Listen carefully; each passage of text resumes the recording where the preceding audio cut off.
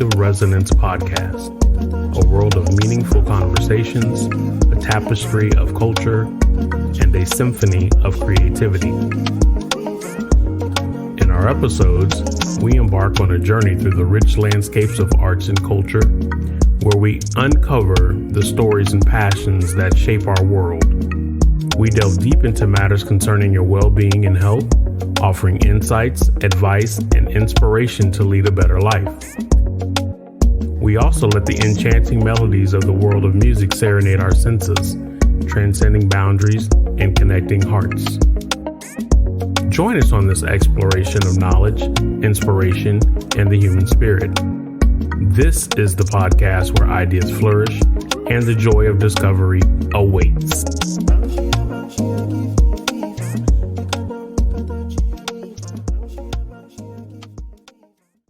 So welcome. Hi, thank you for having me. Yes, my name is Mervelle Sage. I'm a 5-time best-selling author. I'm an educator by trade of 22 years, all things English, literacy, and I love mentoring students and working with teachers to help them implement best practices in the classroom as a literacy coach. And I'm so excited to be here. Thank you so much for being here and coming down to spend some time with me on today. I like the fact that you talked about your passion, which is literacy, sounds like, and your passion for young people. So can you kind of walk around your the work that you do with young people in your life and definitely in the community in which you live? There's different things that I do as a reading coach at my high school, Nature Coast Technical High School. One of the things I do is I work with teachers in implementing best practices in the classroom to make sure that students are successful. In that role, it's unique because although I don't have students tied to me, I get to interact with all the students in the school, and you'll be surprised how many of them just need that extra person to say, you can do it, you can pass, you can graduate. And so I'm like that motivational sounding board that the students look forward to seeing in the classroom. I'm also a big advocate for students with disabilities. My son, who's now a teenager, he's a student who has autism and narcolepsy, and I feel like as a parent, there weren't a lot of resources out there to support students of that nature. Additionally, I recruit a lot of young people to help me with my books, like they do the illustrations because I can't draw to save my life. I may be creative, but that's not my forte.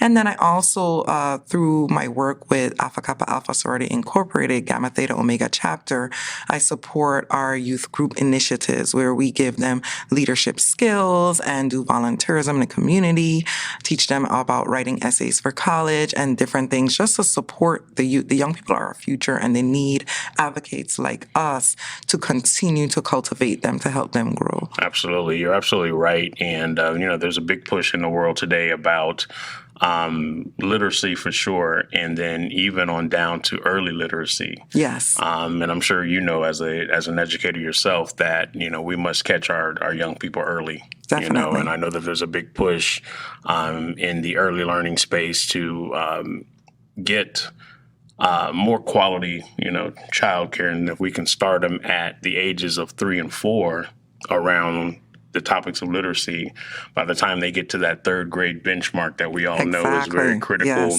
in the state of Florida and most likely around the nation, we will start to see better outcomes. And so I know that that's a very passionate, part of yourself. It starts in the womb. You'll be surprised. I remember when I was pregnant with my son, I'm very creative, so I love music too. Even from the womb, I would read to him, and certain reggae songs would play, and he would actually drum to the beat of the music. So from very young, if you're reading with your children, if you're pointing out stop signs, if you're pointing out colors, those little things matter. It starts in the home. When you have a home that is print rich and you really show the positiveness of being literate, it shows so that when they go to school, they're not afraid to learn to read. They just want to learn and grow. It's more natural to them. It's more natural, yes. And so, and then another one of your passions, you were mentioning about children with developmental disabilities. Ironically enough, that's also a passion of mine, and more so from a personal standpoint, I have a goddaughter who is on the autism spectrum, nonverbal, but very high functioning. And I've been in her life for pretty much all her life since pretty much the day that she was born. So I totally understand what it means to raise a child, with developmental disabilities, and the importance of creating that village. Yes. For those children, and then especially for minority children. So when we talk about even in the Black and brown communities, Yes. The resources that are available are not plentiful. And so it takes strong advocates like myself, like yourself, and others in the community to advocate for those families as well. And so that's definitely a blessing. Yes. You know what I mean? And I'm sure, we can probably do an entire episode. That could be another podcast. Centered Definitely, around, definitely. raising young people with special disabilities. And Yes. so talking about your writing creativity. Yes. What inspired you? What inspired you to start writing? I started writing from very, very young. I was kind of an introvert, believe it or not. And so writing became an outlet for me. I love journals. I keep them everywhere. I actually need a new one. But if anybody who knows me, I love a pretty journal and a pretty pen. I have them everywhere. I have one in the trunk of my car with a blanket because I like to sit on the beach and write. I have them in my purse, depending on the size. Every room of my house, everywhere that a journal needs to be, I have a pretty journal and a pretty pen. And it started as an outlet. It wasn't until high school when I wrote a poem for Black History Month that I didn't realize how good I was at writing poetry, and that this is something that I could really, really do. And then it really took off. And so I continued to write my poetry, and then I don't know, I went through college and I still wrote for stuff, more for myself. And then after I graduated and I had started working as a teacher here in Tampa, one day I said, I got to write a book. So here it is. I'm like, I'm going to write my first book. I've got all these poems. I need to do this. This is my bucket list. I'm going to do this. Okay. And it was during a time of transition where I was going to move from Tampa. I had just had my son back home to live because I wanted to raise him there in St. Croix, U.S. Virgin Islands. And I said, I'm going to write this book before I leave. And that's how Shores of a Cinnamon Soul was born. Awesome. So this is my first book that I wrote. And it's really special. And it was the collection of poems and short stories that I created that kind of talked about me living back home and what life was like during that time. Okay. So but actually, before we dive into the book, Sure. You talked about back home. Yes. And you said back home is the U.S. Virgin Islands. Yes. I was born and raised on St. Croix, U.S. Virgin Islands. Awesome. Yes. And I'm sure that just that experience alone was an amazing experience. Oh, yeah. And home will always be home. I got two homes now. I got Florida and the U.S. Virgin Islands. And forgive me if I'm going to get in trouble. I don't want to ask you your age, but at what point in your life was it that you transitioned into Florida, that you moved to Florida? In 1996, I graduated high school, and I wanted to experience something different. I was a nerd, believe it or not. No, not believe it or not. But I come from a long line of educators and lawyers and this advocates and politicians, and my family is very well educated. And so although I had the opportunity to stay at the University of Virgin Islands, I wanted to experience something different. And so I was heavily recruited by the University of Tampa. And so I came to Tampa in 96 and went to school to pursue my bachelor's degree. So awesome. And your bachelor's is in? My bachelor's is in elementary education. All right. And at the time, my minor is in journalism. But funny enough, I started off with a bachelor's in communication and a minor in dance. I danced very young with the Caribbean Dance Company back home from 4 or 5 years old, all things creative and artsy. And then as things would have it, my joints don't like me, so like they say. So my freshman year, sophomore year of college, I was like, yeah, I can't do this for a lifelong time. And communication wasn't really I like liked the field, but it wasn't something that I felt that I could really do and get a job right out of college. So I made the switch to education, which came naturally to me. And so that's what I graduated with at the time. Yeah. And so throughout that time, you were mentioning about journaling. Yes. And you've journaled Forever. And it sounds like you continue to journal. Oh, yeah. And that was the catalyst that started the book. Yes. Shores of a Cinnamon Soul. So walk around the book and just kind of tell us, what's in it, some of the content, and what were some of the themes that you wanted to portray in the book? So for this particular book, it was just all about my mom, Jewel Ross Brathwaite, who's also a member of Alpha Kappa Alpha sorority. So I am a legacy. She did the foreword for this book, and it was all about home and the experiences I had there. Life is my inspiration. Everything I write, of course, is semi-fictional, but life is my inspiration. And so you will see in the very first poem in this book, it's called Going Home. Okay, so I write with intentionality. So all my books kind of tell a story, even though they're poems. Okay. And they're organized in a particular sequence. I have poems about my grandmother. I have poems about being a Crucian, the festival, hurricanes. I was no stranger to hurricanes. Poems about teachers. And there's photos in here that I took back home to include in the book. I have poems about storytelling and my world and, the things that I thought about as a young person and a high schooler and about life in general. So that was this book, just a little piece of me. And everything I write, you get to know me a little bit. Get to know you a little bit. A little bit, yes. And so what year was that Shores of the published? Cinnamon Soul was published in 2007. 2007. Yes. Okay. Yeah. And so I see here you have a multitude of books, different books. And so the first one, Shores of a Cinnamon Soul, was about your life and the journals and the poems that you wrote on. Talk about this next one, Hanging with Uncle Eddie. Who is Uncle Eddie?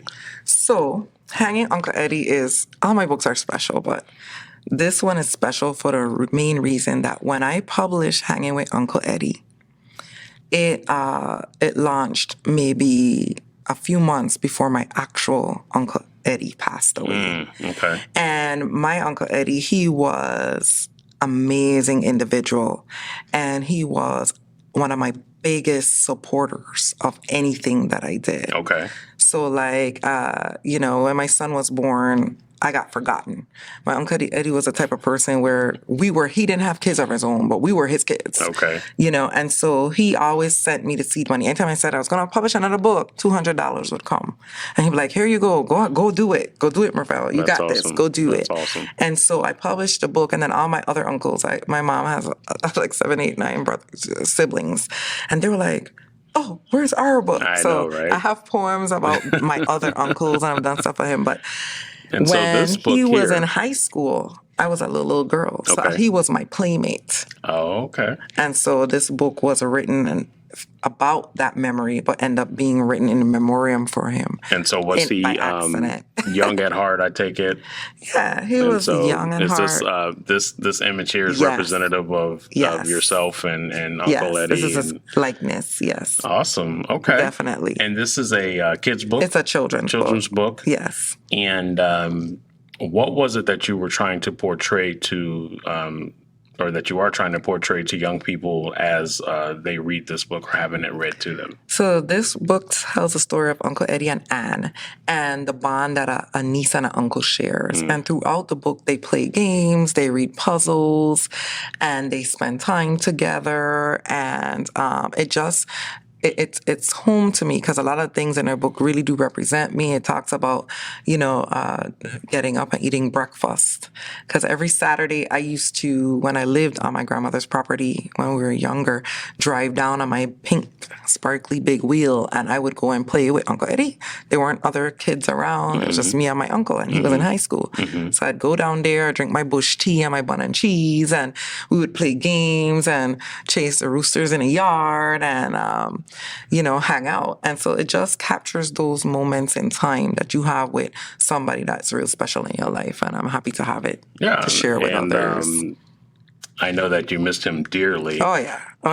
But one of the things that it wasn't necessarily common when I was coming up to actually have other people from the family to help raise children, right? Right. So your more traditional families, mom and dad, children, but it's so prevalent nowadays that we have other people in our lives, that our young people actually have other people in their lives that come in and not parent, but more mentor, Right. Become a sounding board.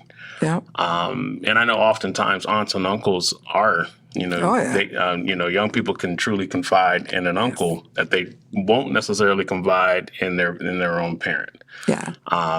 So I'm sure you all had some good times, and I'm sure It's a different experience because your mom and your dad is your mom and your dad. Yeah. But Uncle Eddie will never judge. Yes. Uncle Eddie truly knew who I was, and he supported everything I did. Everything you did. And then spoke to me when he didn't think I did something too right and showed me the right direction. That's right. And you felt comfortable in that space. That's so I good. wanted the young people to understand that there are safe adults that you can reach out to, that you could feel comfortable with. Absolutely. And share those memories with. So even Definitely. like if they're not, family members, Exactly. they could be godparents. Godparents. They could teachers, be teachers, mentors, yes. people in your church. Yes.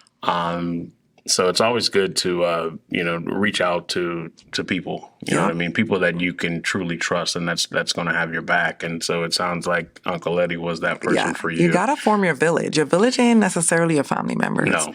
There's a village network out there that can really help you do what you have to do. And, I was a single parent for a very long time.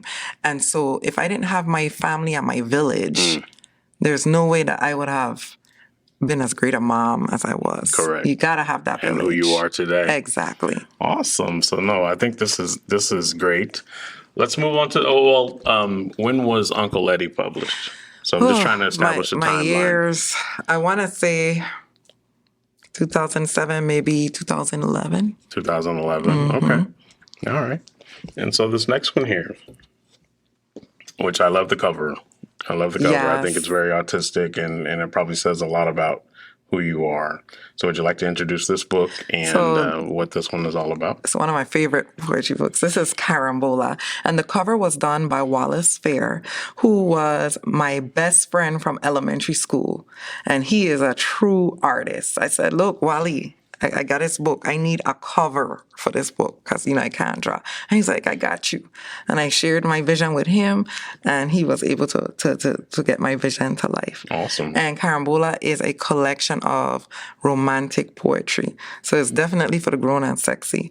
And it was a very fun book to write because it showed that other side. And then it was loved by women and men alike. And the women used to call it, the poetry book for their purse. So they'll keep it in their purses and read it in the middle of the grocery store. And, I had a good time writing Carambola. That's good. And you were mentioning, your readers carrying it around with them. Yes. What would you say is the most opportune time to really dive into the work? This work. Poems and books is for any time. But, in the evening, some of my readers have said that they've read it with their husbands or their significant others, and it was a good time to do that. Some read it alone in a quiet space. They read Carambola. I wouldn't suggest reading with children, of course. Okay. That's not for them. But definitely a good read. And like I tell you, all my books tell a story. So This book plays off of the carambola fruit. If you know anything about the star fruit, I grew up eating the star fruit. They used to grow in droves around my grandmother's home in the bush, down Lorraine Village. And me and my cousin Foster, we would go down there and just eat mangoes and pick carambola fruit. And if you ever tasted the star fruit, it's tangy and it's kind of sweet. And so the book is separated. You have the tangy. Okay. So you have that tangy poetry and romance poetry, and then you have the sweet side. And so it's separate that way. And all my poetry books tell a story. So each poem kind of develops based on a theme and develops itself to the end. So. And was this birthed out of journaling as well? Yes. Yeah. Okay. Definitely. That's awesome. And again, the cover of it is great. And I did get a chance to read some of the poems in here as well. This one called Asleep. Yes. Asleep, creature of the night, trapped to one of the shallow cell, cold, clammy, damp, walls beating sweat. The sound of heavy sleeping resonates in deaf ears. Nighttime creepy crawlers enjoy their feast, relishing in the symphony, scratching critter movements, humming filler scenes, free to enjoy their nighttime scene. Creature of the night, alone, alone, alone. No ghost shadows to keep, karma's thirst. Abysmal windows cease to whisper and whine from Earth's gravitational pressure. Oh, how the glow from the century moon reflects upon those who lie in waiting. Yeah. Asleep. I love words. And so I'm going to, you got a little flow there, Daryl. I'm going to have to invite you to the open mic. Why we didn't get the snaps? I want the snaps. I'm going to have to invite you to the open mic to do your thing now. Get ready. I'm not no, trust me, I'm not a poet. Get ready. I'm not Everybody's a poet. Everybody's a writer. Really? Everybody has a story to tell. Not everybody will be as passionate about it as I am, but everyone has a story that they can tell in their own way. It's so funny, even just in what I just read. So when I came up with the title of my podcast, Reflective Resonance, wanting to reflect on, life's past and, basically having those experiences resonate to the world. So I always feel like, our living is not in vain. No. Right? So we go through the experiences of life to be able to tell our story. Yeah. And that's really what my podcast is truly all about. And so again, when I learned your story, I said, I like that. You gotta tell your story. You gotta definitely tell your story. That's how we continue in this world, and that's how we learn. We learn from the experiences of others. And I'm a firm believer that my mom was a storyteller. And so I'm a firm believer of passing on stories to others so that we can learn from each other and grow. Correct. And, and I mentioned this in a previous episode of the podcast, one of the other things that I want is for stories to get passed down from generation to generation within the family. Yes. Oftentimes, especially in the African American community, we have a ton of stories, right, that we can pass down about, our history, our family's history. But it truly oftentimes never gets archived, never gets written down. It doesn't. And then, as we know, as family members pass on, so do those stories. Yeah, they do. And so that's just a personal thing of mine that I want to eliminate out of my family is Daryl, get these stories down. It starts with the elders and the respect for the elders. Our young people have gotten away a little bit from respecting our elders. I remember growing up and sitting with my grandparents and listening to them respectfully. And if you listen and you sit to those people who've already lived, the stories are there, but they're not as willing to listen now, and so we have to, again, it starts at home. Yeah. You have to show that respect and let them learn to listen. And so, and then oftentimes, we still have to, of course, respect our elders, but also recognize that young people receive messages in different ways, right? Agreed. So nowadays things are all about, the social media, the TikToks and the Instagrams and all that. Now Facebook is reserved for us, right? Because Isn't that funny? They don't see us. My son are like, I didn't see no posts. I'm not on Facebook, Ma. You need to get an Instagram. Yeah, I said, they don't even Lord. recognize Facebook as a social media outlet. They don't. And so that's another way to truly, reach, the young people. But we have to be creative. Yes. We have to be creative and get those messages out. And I'm a firm believer that if we show our children the right way, as they grow, they will remember, even though they may not outwardly show it. Yeah. But when they go off to college, like, I have my 2 children right now are in college. I know that they're okay because they will remember the teachings that, myself and their mother and grandparents have, taught them. And so I'm definitely a firm believer in that. And so although we think our young people won't, remember what we've taught them, trust me, they do. They do. And I think you and I, and I'm sure a lot of our other friends, are testimonies in that. So this next book really is what truly intrigued me to your work when I found out about this one. Yes. So this one is called Arturo Sleeps. Yes. And the theme of it is talking about pediatric narcolepsy. Yes. Can you talk about what narcolepsy is and how you came to be passionate about it? And then we'll dive into the book itself. So that book will make me cry a little bit, but not today. So narcolepsy is a sleep disorder that affects many people that a lot of people don't know about. It's becoming more prevalent now with the research. Pretty much, it's like the sleepy syndrome. And people who suffer with narcolepsy sleep at any time. Mm-hmm. 1 minute they're wide awake, the next minute they're asleep. I really wanted to talk about this because, as I said, my son, he has narcolepsy, but he also had autism. And it was kind of hard to get him the support that he needed because there wasn't a lot out there beyond medication to support his sleepy habit. It really sometimes belittles their life because they sleep a lot of it away.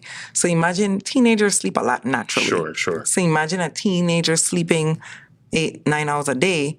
So as a teenager with narcolepsy may sleep 14 to 15 to 18 hours a day, Straight through. And sometimes you can't wake them. Mm-hmm. Sometimes you can't wake them. And sometimes you wake them and they may have automatic movements and motions where you think they're awake and they're not. Almost like a sleepwalking type state. Mm-hmm. Safety also becomes an issue sometimes because usually students, individual narcolepsy don't drive because they may be driving and fall asleep. Mm-hmm. And sometimes the ability to sleep is instant. Sometimes they can tell when it's coming on and sometimes they can't. Mm-hmm. So I was really passionate about this. I wrote this with my son. This is his first book. And it came at a time where I was able to see when he slept because we were on shutdown with COVID. Mm. So this book is fairly new. We're in 2023. I published this, I believe, the early 21. And we were in COVID. And I said, you know what? I haven't written for a while because Carambola came out like 2014, 2015, around that time. And life happened. I relocated back here to Tampa in 2017. And I was like, we need to write another book, Mervelle. You have things sleeping, time to get your creative juices back now that you've settled again. And so he was like, Ma, he's always said, I want to write a book with you. I said, sure, let's write about this. And so we wrote it together. And here came Arturo Sleeps. And I did my research, and there aren't any, there may be now, but when I did my initial research, there weren't any books out there that talked about the experience that a young person had with narcolepsy. And I'm always about providing information in creative ways, and I felt like this would be something good for students to read and have a better, more understanding, because I saw how my son suffered at times in school. You know, when you don't know about things, children can be mean. Yeah. And when you don't know about things, adults can be mean too. Sure. And they may not know how to deal with or interact with an individual with a disability that they can't help. And I wanted to be able to write something that will bring some understanding and awareness to what a child goes through when they have this disability. So one of the things that I thought was pretty unique about it was that you did this in the form of a children's book. Yes. Why a children's book? And because typically when I think of a disability or centered around anything, it's normally from a professional lens. It's from an adult lens. Why a children's book? Because number one, I'm nobody's doctor. Number two, I did my research and I wanted the lens of a student. Being a teacher and being in a classroom and seeing how other students interact with students of any disability, sometimes it breaks my heart because they are children too. They are people too, and they deserve to be understood. And I wanted to write something that will help young people understand what students of narcolepsy is going through, with hopes that they will get out of it and be more empathetic or have a little more compassion with these individuals. Sure. Because I saw how it affected my son. Luckily, my son did well. He's 19 years old right now. He's looking into avenues of going into graphic arts design and trying to make his way. But it was really difficult.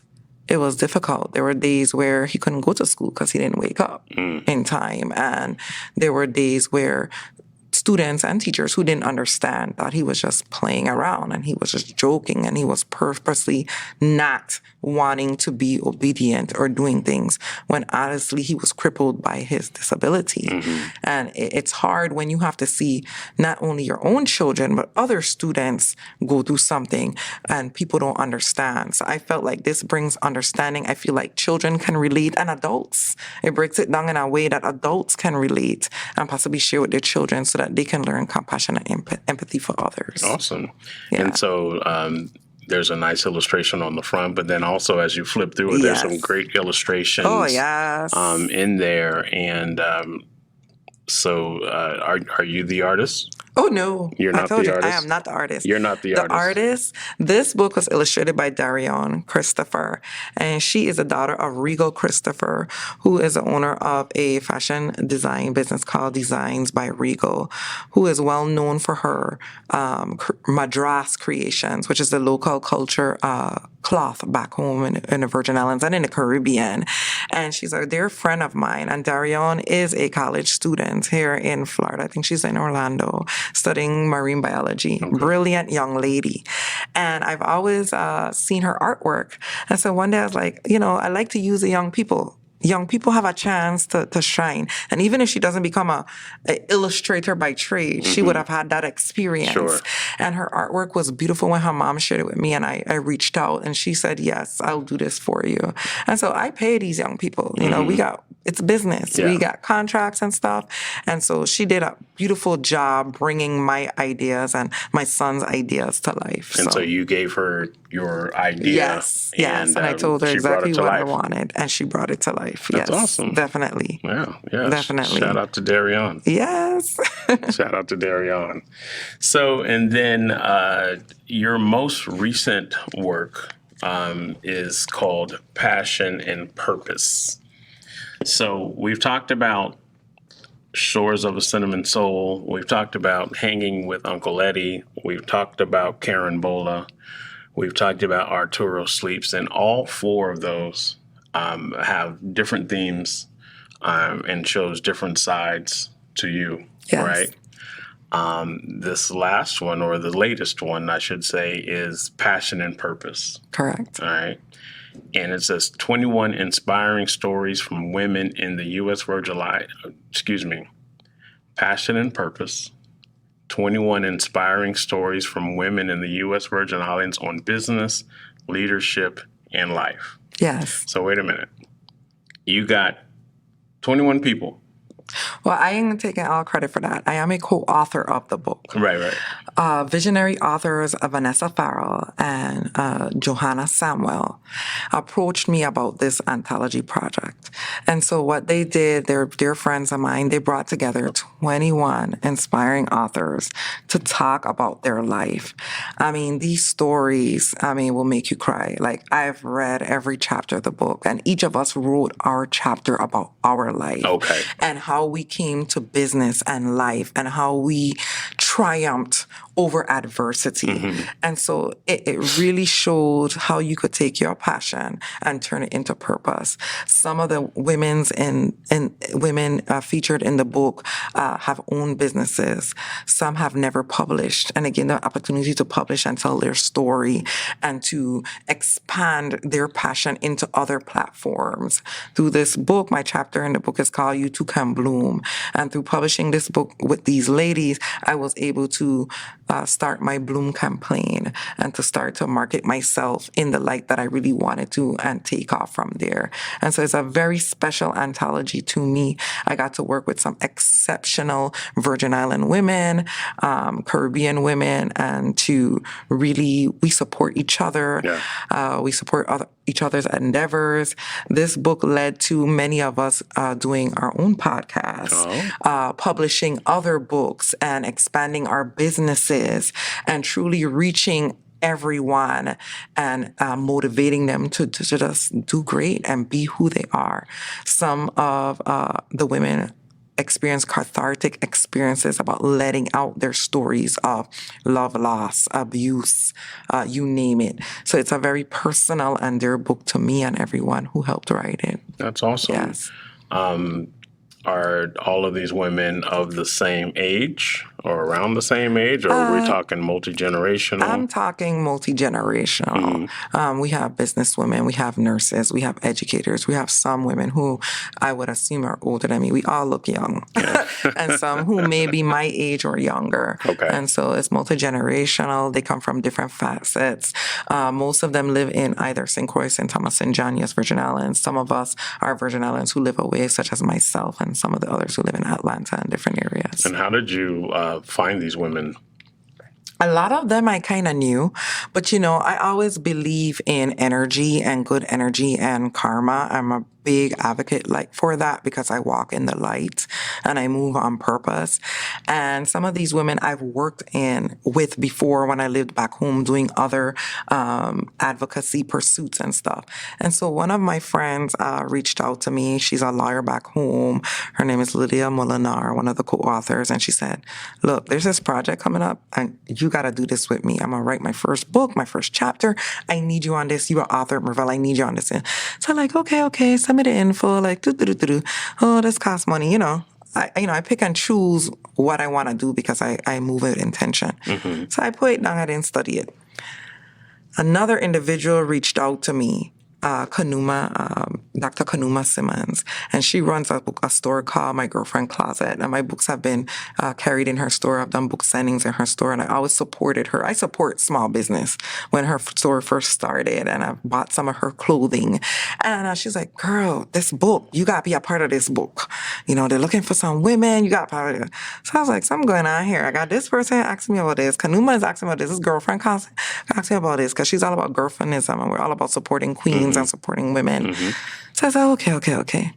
So then Johanna Samuel approached me. She said, we have in this anthology, I'm a visionary author. And I said, you know what, Johanna, yes. You are the third woman to have approached me about this anthology. So obviously it is meant for me to do so. I'm on board. Let's go for it. And so that's how that happened. That's awesome. That's how that happened. So, I know that it's pretty successful. Yes. I became best-selling status and maybe a best-selling author. Yay! And awesome. It has touched and impacted women and individuals across the world just by reading the stories. Yes. And so in your opener, you talked about being a 5-time best-selling author. Yes. We're looking at 5 books in front of us. And so that means that each one of them have done so pretty well. Where can we get these books? These books are all located on Amazon and anywhere books are sold. I also have a website, www.velspublications.com. You can reach out to me directly. I'm on Instagram. I'm not on TikTok yet, guys. I can't get with the tickety-talk yet. You know, I'm from that Facebook generation, MySpace. Y'all remember MySpace? No, MySpace. Yeah, absolutely. Definitely reach out on Facebook and Instagram if you want a personal autograph copy. I am working on the website, so it is going to be under construction a little bit more because I want to make it more user-friendly for my fans. But if you Google me, I'm there. You can get an autograph copy from me or order it on Amazon, you know. Okay, awesome. Can you talk about what is some of your processes to your writing? How do you start your thoughts, and then how do they end up into what we see here today? Life experience. I'm an Aquarius, and so I'm attracted. I'm an air sign, but I have a special infinity with the water, being an island girl. So the beach is like my safe and happy space, and a lot of my writing is done in safe and happy spaces. Now that I'm living in the States and I'm not as close as the water as I'd like, and in my backyard right there, like it used to be back home, I tend to go to the beach and watch sunsets, and I would take my journal and spend a couple hours there and write. I've set up my back patio of my new home as kind of like my sanctuary space. We just put up some nice fluorescence lights, and I'll sit on my back patio and you'll catch me there writing. I journal every night before I go to sleep. I have a journal next to my bed and I write about my day or things, and those can turn into other things. When I was younger, I had a fever, a kind of a writing fever before life and adulting happened. So it could be anywhere. And that's what I got in a habit of having journals, because it could be on a bus stop. I'm taking a bus between college classes. I'm writing on a bus billboard. I'm writing on a napkin. I'm sitting in a car. I got to pull over and write on something. Wow. And so my inspiration comes from many places. As an adult, I have to make more time to be inspired and to write, because, you know, as adults, we have other responsibilities that take us away from that time. But life inspires me. I get inspired by life. I move on vibrations, and sometimes I could be sitting anywhere and a poem comes. And then I take it and I put it down, and my poetry has to rest. My books have to rest. You know, our Carambola took us several years to write. Hanging with Uncle Eddie was kind of sitting there, and I wondered, like, okay, we publishing this year? And then I put it out there and I edited it, and it was time to go, you know? And so, you know, it just happens in that way. Yeah, and it just happens what I call organically. It happens organically, yes. And it's good to hear that, you know, what I hear in everything that you're talking about is that none of this comes from a rushed standpoint.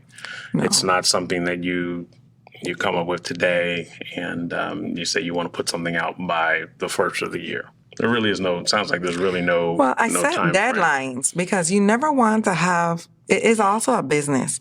And as I learned the business, you never want to have something sitting there for too long.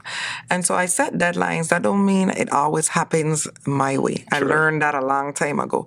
However, it happens when it's supposed to. And by me setting deadlines, especially now that I'm an adult and I get busy doing all the other things that come along with it, it allows me to keep myself at a certain pace, even if I don't necessarily meet that publishing deadline. It's coming. Okay. It's coming. Okay. Yeah. So you talked about your method to writing, and I heard you say things like you don't need to, but you like to create ambiances. Yes. So that's sitting on the beach, or even creating a soft space in your home to get the creative juices flowing. I'm sure through all of that, it doesn't come easy. So can you talk about what are some of the challenges that you faced when writing, your works and anything else that you may have going on? Writer's block happens. It's a real thing. Sometimes you get something started and you get stuck and you just can't get back to it. So, like I say, I like to have my writing rest. Some of the poems in Carambola rested for several years before they got published. And then I like to just write raw and let it rest. And then when my mind is clear and my spirit and my body and my vibration is in the space to revisit it, then I revisit my writing. And then I edit it and I reform it and I transform it. And so so sometimes you have those hiccups. Publishing is not cheap. There are new innovative ways to publish through Amazon Kindle, Ingram, and things that you can publish. And for me, it really is a passion because although my books have all been well received, I'm nowhere rich by them. And I'm okay with it because I'm getting my voice out there. Sure. I'm affecting change. If something big happens out of it, excellent. But I'm quite content with what I've produced and what I've done. Yeah, that's good. Again, wanting to, put together polished works. Yes. And like you said, it's not always about money. No. And the same thing with podcasting, right? I don't do this for Right. money. I do this, to be able to, create pathways to tell stories. Yes. And so clearly, like we were talking about before, you've done well. And I'm sure, again, you've overcome a lot of challenges. You talked about this thing called writer's block. Yes. And in today's world, it's easy to overcome writer's block with, this new innovation called AI. Oh, no, I'm not a fan. And that's what I was going to say. I was going to ask you, how do you feel about that? I know that there's a lot of people that rely on AI, the chat GPTs and whatever other services that are out there. Can you talk about how you feel about that? And where do you see that fitting in today's world of literacy? I'm a bit scared by it. As an educator and a writer who writes organically, I'm scared by it because I see students using it to do their school assignments and using it. Technology and innovation is amazing, but I'm not seeing creative, original thought coming because of it. And I believe in creative and original thought. And so for me, I will not be using chat GPI or AI to write my poetry. I want my work to be original and organic and based on life experience. I mean, how can you learn if you're letting the computer learn and write for you? Right. Is that really true knowledge? Is that a primary source, as we say in education, or a secondary source? A lot of times, you could Google it in Bing, a question, and it'll tell you the sources it gets the information from. You're getting it from Wikipedia. Humans inform Wikipedia. So you're taking humans' potential knowledge and turn it into something that you want to claim as your own. I want my work to be mine and a reflection of my own thought and learning and experiences, not some computer. That's just my take on it. I think that's good, and I agree. I will say that, it does have a certain place in the world, but not when it comes to creative writing. Exactly. Right?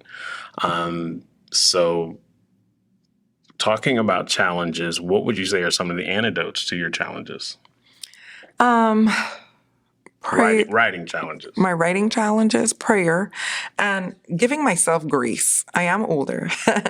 I dabble in a lot of little things. So I've learned to give myself grace. And then I've learned to kind of schedule what I call self-care and writing me time where I really know that this is where I'm going to do, where I'm going to sit in this space and I'm going to give dedicated time to get over the writing block. If I'm stressed out, I give myself self-care so that I can release whatever the burdens are of the world, because I cannot write if I'm overly stressed or overburdened. But then at the same time, some of my best work came with adversity. And I find that writing more breaks the block. So sometimes I may have a writer's block and I decide to still write. When I do that, I'm using one of my other journals that's just meant for personal writing, where I write down every word, no matter how bad the grammar is. It could be a bad word. I'm angry about something. You'll see scratches on the page. You see exclamation points, bad words. You see colors. But I let it out on the page. And then after I let it out the page, I take a deep breath and it stays there. Because I'm learning to let go of things. You know, when you hold on to certain things, it blocks your blessings. It blocks your ability to move forward. And, you know, I talk a good talk because I'm a good motivational speaker, but, you know, sometimes you don't always take your own medicine. Sure. But I'm learning to take my own medicine and to practice those roadblocks and to find ways. And if the time ain't right now, it's not right. I believe in time and place. When the time is right for that book or for that action or for that opportunity, it will be right for you and it will happen in the way it's supposed to, because remember, our steps are already ordered by Jah. They're already ordered. What's planned for me has already been ordered and stepped, and I believe that. It's just up to us to kind of walk into that purpose. Walk into that purpose. To cultivate it, you know. You have to work towards it. You got to put in the work. You don't get your blessings for free. You know, it comes with work and positivity, and as long as you operate it in integrity and honesty, it will come into play. Yeah, no, I certainly agree with that. And so when we were talking about passion and purpose, Yes. you mentioned your chapter birthed another chapter in your life. Yes. Can you kind of talk about that birthing process and what is it today? So What does it look like today? Yes, the title of my chapter is You Too Can Bloom. And so I'm always about motivating and helping people. I've always had a very helpful spirit, which you should not be surprised being that I'm part of one of the most successful volunteer organizations. And we serve our community. I'm a servant leader by right. And, you know, I have a love for people and my community and helping others. So I started the You Too Can Bloom campaign, which, you know, you see my sparkly pretty shirts. The hibiscus flower is very symbolic to me. It represents beauty and growth and change. And I feel like despite anybody's circumstances, you can pull yourself out of it and you too can bloom. And so through my Bloom campaign, I actually brought you a gift. So I created what I call my bloom boxes. Okay. I brought Daryl a gift for y'all today. And inside your bloom box, I do have them for sale for, you know, about $50 or so on the website. I got him his own Bloom t-shirt. Wow. So in his Bloom box, he has his own Bloom t-shirt. He also has an autographed copy of the Passion and Purpose anthology. Okay. I also created a journal because everybody should write, even if it's for yourself. Let it out on the page. So you see my You Too Can Bloom journal. And then it comes with a pen. And yes, I like butterflies. Daryl likes butterflies too. He'll be fine. He can give it to his goddaughter. She gonna like the journal and the butterfly pen because butterflies symbolizes change. We can always change and materialize into what we really want. We have setbacks, but don't let us stop you. You could still bloom. You too can bloom. You gotta keep, like my auntie, Janice Grant, she loved my blooming thing. Everything she posts on Facebook is, we're blooming. Look at the bloomer. Don't forget you can bloom. Because remember, not only is it about the campaign, but it's also about the branding. It's about the branding. It's about the branding. My auntie branded me without me even trying. Yeah. She ran with it. And then I made these bookmarks, and I tend to give my students these bookmarks whenever they do something great. And it just says, continue to water the seeds of knowledge, persevere and grow, bloom bright. And so from that chapter, I started my brand and my blooming campaign, awesome. And I've really moved into motivational speaker. Let's leave that. We got to let the people see. He want his stuff. Yeah, we got to let the people see my stuff. You know what I mean? So you got your T-shirt, and when you wear your T-shirt, you got to rep. Make sure you tag me in your picture. Oh, we'll definitely rep. Well, I'm going to rep proud. And so these are available on my website for sale. Yeah, okay. And I have an extra Bloom box for our viewers. Okay. And Daryl's going to set it up. And so he's going to do the drawing. I left it up to him. And well, so we're going to do it together. One of our viewers. We're going to do it together. We're going to go live. Yes. We're going to go live together. Yes. And we will come up with a sweepstakes, so to speak. Yes, definitely. You know, we'll do it through likes and shares, and we'll come up with what that looks like. We'll go live. Definitely. We'll do a virtual spin the wheel, and whoever wins gets and their bloom package. We're actually going to sweeten the pot. Ooh. And we're going to add reflective resonance T-shirts as well. Love it. So we'll definitely sweeten the pot to to spread the love, and that's Yes. truly what it's all about. Definitely, definitely. You know what I mean? So, and thank you so much for these wonderful gifts. I'm not a writer, but you and there's a lot of other people who tell me I have gifts. You have gifts, yeah. And so many people who know me personally know that my gift is music, right? So they know me as DJ Daryl, and now podcast Daryl, and music producer Daryl. That's soon to come. So everyone stay tuned for that. Record in your studio. See, of I've course. got a song written, and I've got the beats. Yes, I do sing too. You got the beats and the song. Yes. Well, that's I've got what it ready. we'll be doing I just need next. a studio to record. Well, that's I'm your girl. Okay. All right. I love it. So, just turning the page a little bit. Sure. Talk about some of the work that you do in the community. We talked about obviously what your passions are, but what does that look like in the community? So I do a lot of workshops. I do workshops on poetry for healing. And when I do my workshops, I get young people or even sometimes businesses together, and I teach them how to write poetry and how to journal as a form of healing, because journaling can definitely be a form of healing. And then a lot of times I meet with youth groups, and we do workshops on leadership skills. I facilitate a lot of youth groups. Recently with my school, we've worked with some of the teachers to do poetry out loud. If you've heard of the National Poetry Out Loud competition, and weekly I work with one of my other teachers, Janita St. Ledger, who's also an author, and we do poetry cafes at the school where students can now write and recite their own poetry. Okay. A lot of the work I do, of course, is with the organizations I'm involved with my chapter and sorority. We have different youth groups that I tend to help and support as well. So, and I'm the outgoing second vice president of my chapter, and also the scholarship chair.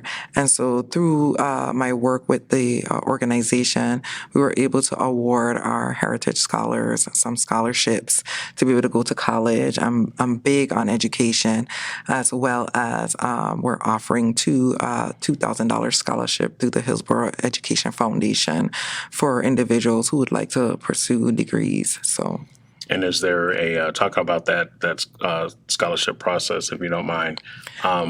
Is there, I guess, how would someone apply for those? To apply for that $2,000 scholarship, you simply go to the Hillsborough Education Foundation website. You look under their scholarships. They have several different scholarships, and you look for the Gamma Theta Omega chapters. Going Greater Scholarship, and the application is there online. And then applications open November 1st, and you can apply up until January 30th. And once our recipients are chosen, we will then also have a scholarship recipient. We will celebrate those individuals who got those scholarships. Awesome. Yep. Awesome. And they're all young ladies from this area? Hillsborough County. Hillsborough County. Yeah, it could be young ladies or young men. Oh, young men as well. Yep. Awesome. Students. And it's my hope. I'm building my business currently, but it is my hope eventually to offer individual scholarships on my own through Vels Occasions for aspiring authors like myself. So we're working on it. I'm working on it. So it sounds like you're a beacon to those that want to write. Yes. Those that want to do poetry. Yes. Those that want to do community service as well. Definitely. And I kind of hear that you're also a community organizer.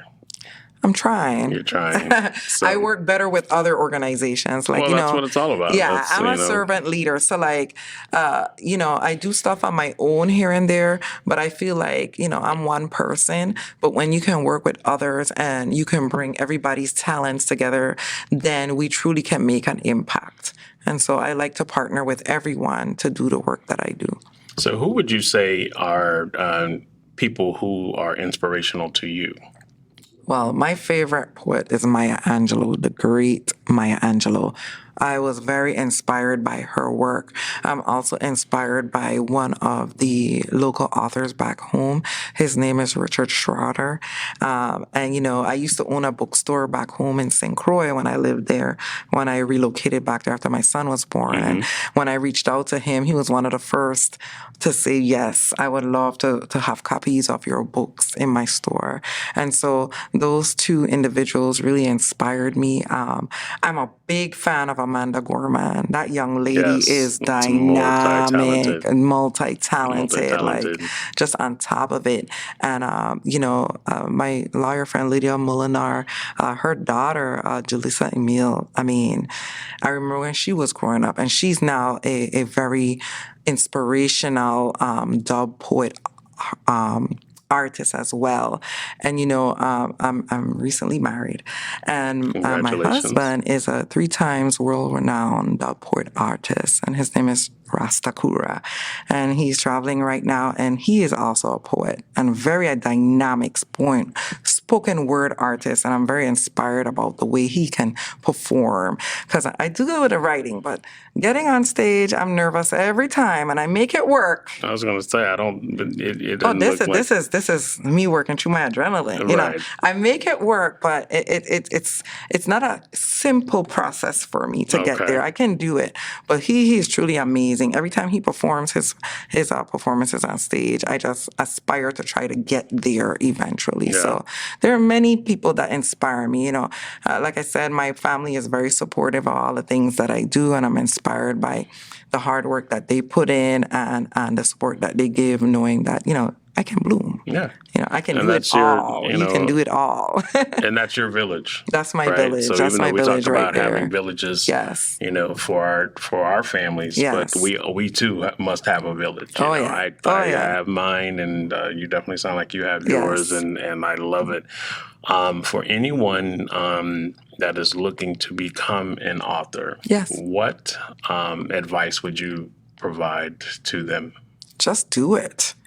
Like, if you want to become an author, just do it. Like I tell my students and people I talk to anything that you want to do in this life, you could do. Yes, I'm an educator by trade, but I do it all. I sing, I dance, I write, I cook. I'm a real good cook. Wait. Yeah, I cook. Wait, say this again. You sing. I sing. You write. I write. But then you said. I dance. You dance. I cook. And you cook. Yes, I love to cook. I cook and I bake. I ask my 30 sisters. Stay tuned. Because when I said multi-talented, yes, real deal multi-talented. I cook. I love to cook. Cooking is another form of therapy for me. Okay. So if life happens. When life happens, I'm like, why I'm gonna try this new recipe today? Why cook today? Let's see. In the kitchen, and you'll see on some of my social media me posting some of my little dishes and stuff. So I do everything. Anything I want to do, I try to do. And I tell people, young people especially, I have a heart for working with the youth. You don't stop yourself. Sure. If you want to write a book, write the book. If it get published today, next year, in 10 years, so what? You did it. Yeah. Don't let your failures stop you. Your failures are a stepping stone to success. You too can bloom.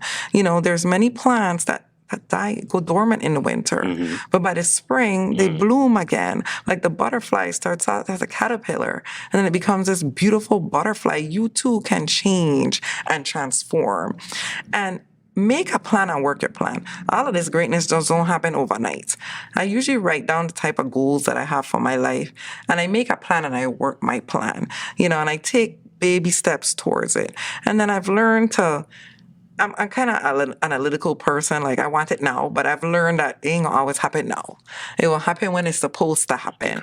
And as long as you keep the right people around you, and I said the right people who are going to motivate you and encourage you when you're down, people who are going to push you and support you around you, anything can happen. Yes. Anything can happen. I agree. Don't limit yourself. You're a living witness, as I am as well. Your company, Caucasians. Yes. Tell us about that. So Belle's Occasions, again, was birthed out of my writing. I started Belle's Occasions, I want to say in 2008. I had just relocated back home, and I'm all about entrepreneurship and working for yourself. And I had written the first book, and I was about writing the next one.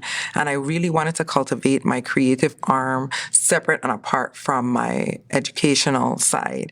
And so I started Belle's Occasion in 2008, and it pretty much is a vehicle for me to display my books and my writing and my workshops and my poetry. So that's how Belle's Occasion started. And so I've just continued to grow it and cultivate it. And every year it changes with the season. And some years I promote it more than others, but it's still like my baby and something that I really, really, really So it sounds like it goes back into your creativeness as well. Yes. And I like the fact that you said it ebbs and it flows. It ebbs and it flows.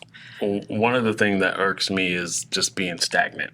Yes. You know what I mean? And, I love the fact that, even if you just take a look at the books here, multi-different topics, and it's clearly multifaceted.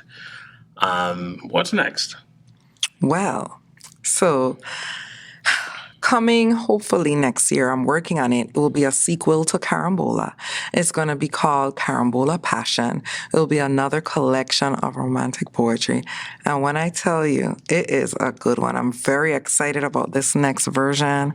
I'm stepping out a little bit more out of my comfort zone, and I'm really looking forward to push this one out next year. Now, like I said, I give myself timelines. It don't always work that way, but it's almost finished, and I'm really excited to go there. And so, as you know, I love to play on words. So we started off with Carambola, and now with Carambola Passion, we're merging the Carambola and the passion fruit. So you'll have the Carambola side, it's tangy and sweet. Mm-hmm. And then you have the passion fruit side. And so, as you know, my books, they always tell us kind of a story. They're organized in a particular way, in a particular flow. So I'm very excited about it. And so stay tuned for Carambola Passion. And we'll definitely be sure to support that work, as well as all your previous works as well. This has been great. Yes. This has been great. And as I said in my last episode, I always feel like there should be part 2. Yeah. A part 2, part 3. 4. A follow-up whatever you need. to what we've started here. Sure. And I know I kind of joked around about your other talents. Yes. But, why not bring those, talents? Sure. So right now I'm in a space where I am interviewing authors, right? So literary works. But some of the other things that I also want to kind of dabble into is obviously music. Music is a true passion of mine, in itself. And then you just gave me another idea about cooking and all these other things. I was like, you gonna make me cook on the air? God, of course. Oh, of no. Course. And then, I love the Caribbean side of you, right? And so those that know me, and I'll be very transparent, those people who truly know me know that I love Caribbean culture. I love, the passion, the traditions, the music for sure. So I'm sure you probably even heard, some of my, I won't say fake accent coming out, but I love it. I love that aspect of it. And so would absolutely love to have you back on the show. And you mentioned your husband and the work that he's doing. Yeah, we gotta bring him on. He'll be on as well. He doesn't know it just yet, and he'll probably find out. Gonna know now through the podcast. So again, thank you so much, and we'll definitely talk soon. Definitely. So, thank you for having me. My pleasure.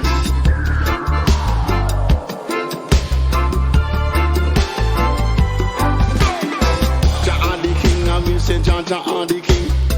Jah the King, and me say creativity. Jah the King, and me say Jah the King. Jah the King, and me say creativity. Jah the King, and me say Jah the King.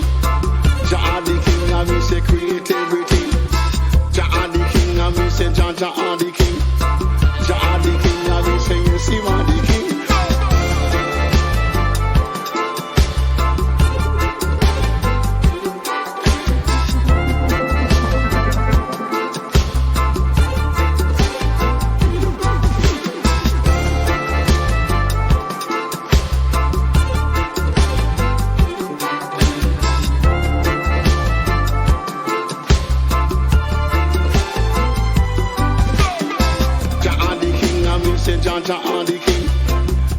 the king, and me say creativity. Jah the king, and me say Jah the king. Jah the king, and me say creativity. Jah the king, and me say Jah the king.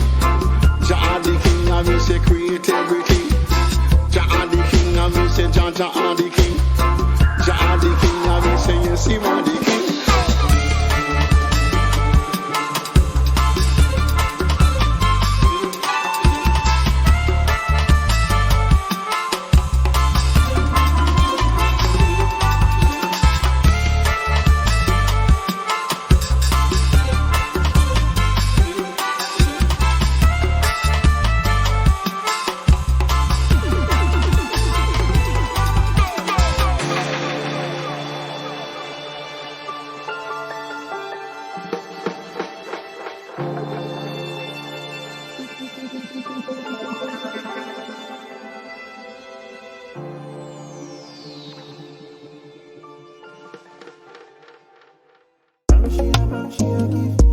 Thank you for watching and listening to this episode of the Reflective Resonance Podcast. Your commitment to listening and watching our episodes means the world to us. It's your engagement that fuels our passion for creating meaningful content and exploring diverse topics. Please hit the subscribe button below and be sure to share us throughout your social networks. This has been another episode of the Reflective Resonance Podcast, and we look forward to seeing you next time.